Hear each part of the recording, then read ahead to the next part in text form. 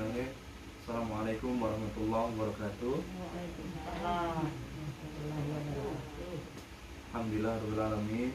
Segala puji bagi Allah yang mana pada sore hari ini kita masih diberikan kesempatan sehingga kita bisa berkumpul di sini dalam rangka pertemuan kelompok kita kedua ya.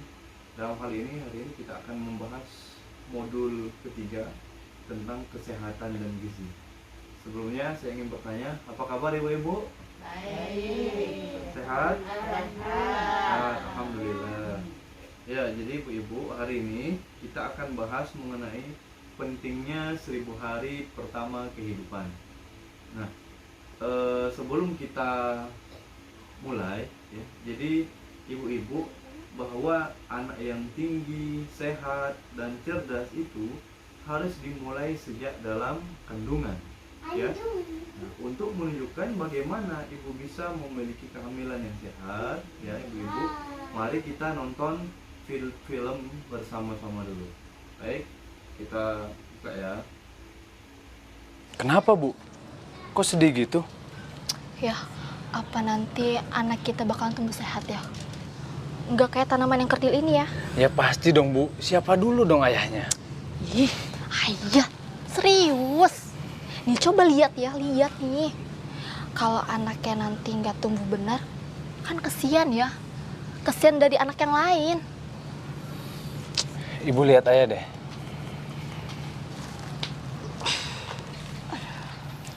Ibu kan tahu, ayah tinggi, besar, dan kuat. Sementara ibu, wanita yang cantik. Jadi, anak kita tuh nggak bakal beda jauh sama kita, Bu. Tapi kan ya, anaknya Ibu Sandra itu yang umurnya 4 tahun, itu kecil ya. Kalah sama anaknya Bu Vera yang umurnya 2 tahun. Sedangkan suaminya Bu Sandra itu jauh lebih tinggi daripada ayah. Kalau kata aku sih, kayaknya tinggi anak itu nggak ngikutin orang tua deh ya. Baik ibu-ibu, tadi kita sudah sama-sama menonton film ya tentang pentingnya 1000 hari pertama kehidupan. Nah, dari film yang kita tonton tadi Bu, kira-kira apa Bu pesan yang bisa kita ambil Bu?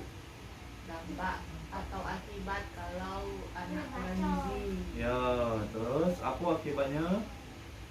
Bu? badannya kecil, Badannya kecil, pendek, kalau terus sekolah susah belajar, ya, terus gizinya nggak bagus ya. Terus apa lagi?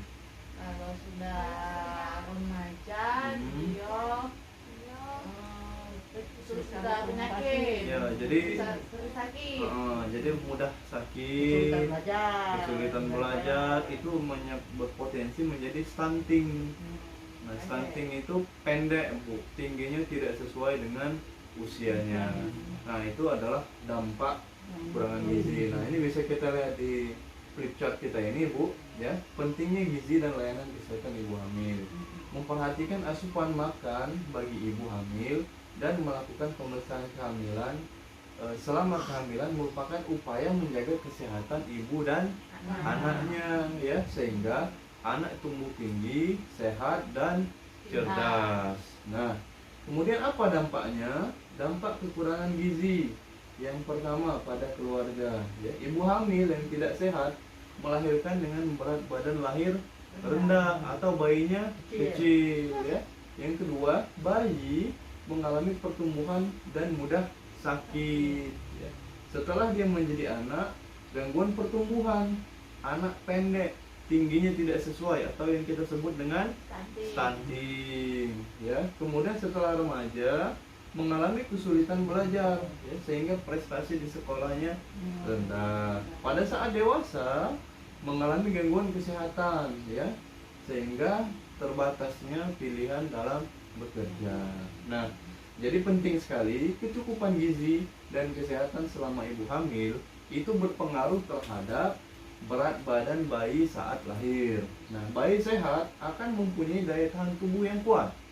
Nah, sehingga tumbuh menjadi anak yang cerdas, tinggi, dan sesuai dengan usianya. Ya, anak yang sehat akan berprestasi di sekolah. Makanya penting sekali bagi kita ibu-ibu dalam 1000 hari pertama kehidupan ini, mulai dari hamil, sampai dengan melahirkan, sampai bayinya usia 2 tahun untuk dijaga gizinya sehingga tidak mengalami yang namanya apa Bu tadi? Stunting. Ya. Apa stunting tadi Bu? Pendek atau tidak sesuai tingginya ya. Nah, jadi dalam memajukan kualitas generasi dalam 1000 hari pertama kehidupan ini, Ibu-ibu, ya. Pertama, selama hamil itu makan makanan yang beraneka ragam, yang bergizi. Seperti yang kita bahas kemarin, makanan bergizi itu tidak harus mahal ya, Ibu-ibu ya. Betul? Betul. Apa contohnya, Bu? Ikan, tempe, sayur, tahu, sayur. nasi. Nah, kita akan lihat di sini. Nah, pentingnya 1000 hari pertama kehidupan. Nah, yang kedua, pada saat hamil memeriksakan kehamilan 4 kali selama hamil, ya, yaitu pada trimester 3 bulan pertama itu 1 kali, 3 bulan kedua 1 kali, dan 3 bulan ketiga 2 kali. Jadi minimal itu 4 kali memeriksakan kehamilan. Kemudian untuk ibunya minum tablet tambah darah ya supaya tidak kekurangan darah. Kemudian pada saat bayinya lahir penting sekali untuk langsung dilakukan IMD. Apa IMD, Bu? Inisiasi menyusu dini. Iya, Ibu sudah melakukannya? Sudah. Sudah. Ya, mungkin yang ibu-ibu yang sudah lansia anaknya ya. Anaknya jadi ya. Jadi tahu anaknya. Iya, dikasih tahu ke anaknya bahwa kalau sudah lahir langsung di IMD ya.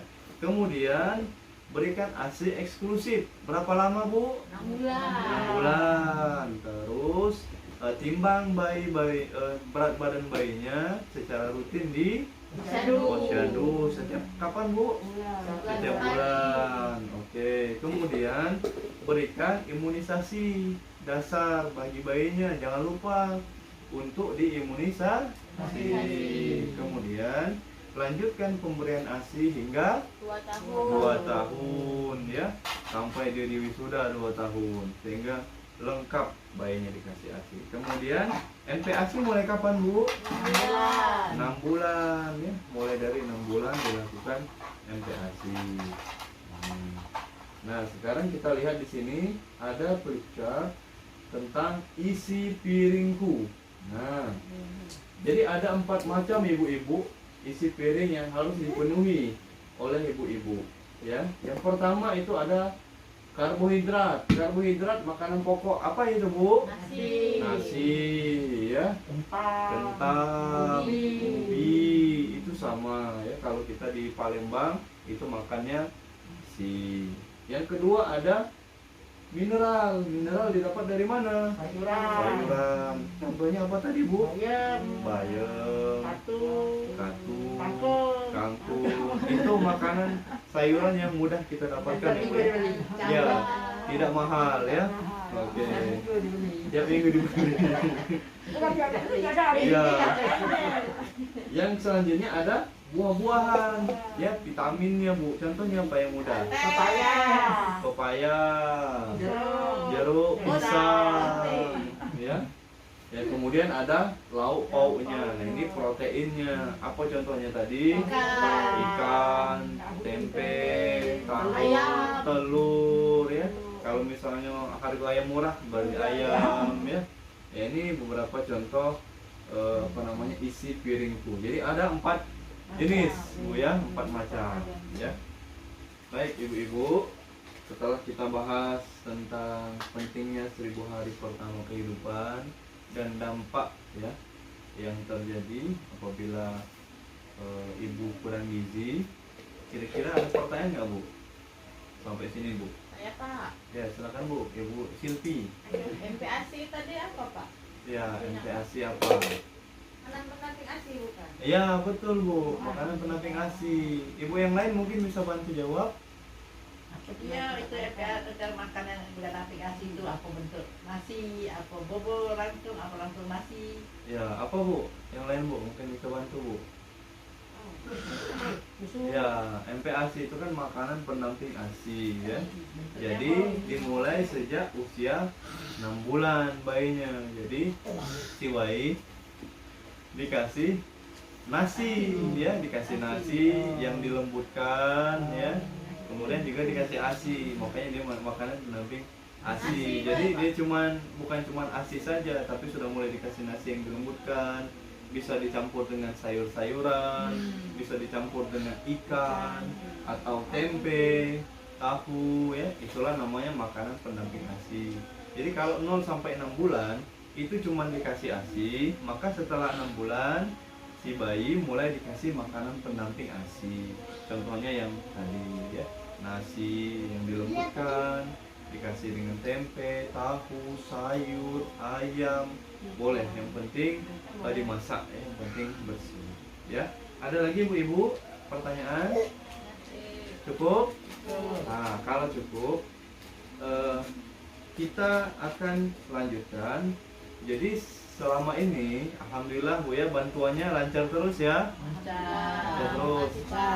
Ya, jadi dalam hal ini bantuan PKH yang ibu-ibu dapatkan itu ya, untuk Ibu Silvi yang punya bayi ya, bantuan untuk bayinya benar-benar dimanfaatkan untuk kesehatan dan gizinya ya, asalkan sesuai dengan 4 jenis ini Bu ya, sehingga kualitas kesehatan bayi kita, ibunya itu benar-benar berkualitas walaupun harga makanan tidak mahal ya. Jadi makanan bergizi itu tidak harus mahal, yang penting sesuai dengan 4 jenis yang ada di dalam piring kita tadi ya. Ibu-ibu sampai sini ada pertanyaan ibu-ibu?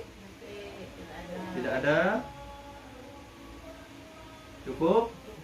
Baik, kalau cukup mungkin itu saja untuk pertemuan kita hari ini ya. Sekali lagi kami harapkan kepada ibu-ibu ini harus kita terapkan di rumah kita masing-masing ya ibu-ibu ya. Ya, terutama yang punya bayi yang lagi hamil ya, ataupun nantinya yang ingin punya bayi lagi ya. Kira seperti itu ibu-ibu. Jadi jangan sampai juga berharap hamil lagi supaya dapat bantuan ibu ya.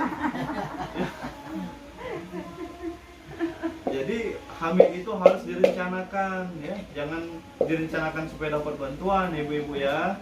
Bisa dipahami? Saya bisa kita terapkan Bu kira-kira di rumah kita? Insyaallah. Ya baik, itu saja mungkin Bu untuk pertemuan kita hari ini ya. Mudah-mudahan bermanfaat untuk kita semua.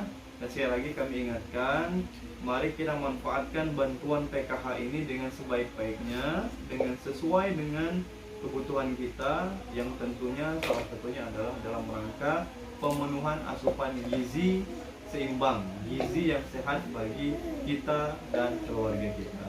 Itu saja mungkin dari kami. Terima kasih atas perhatiannya.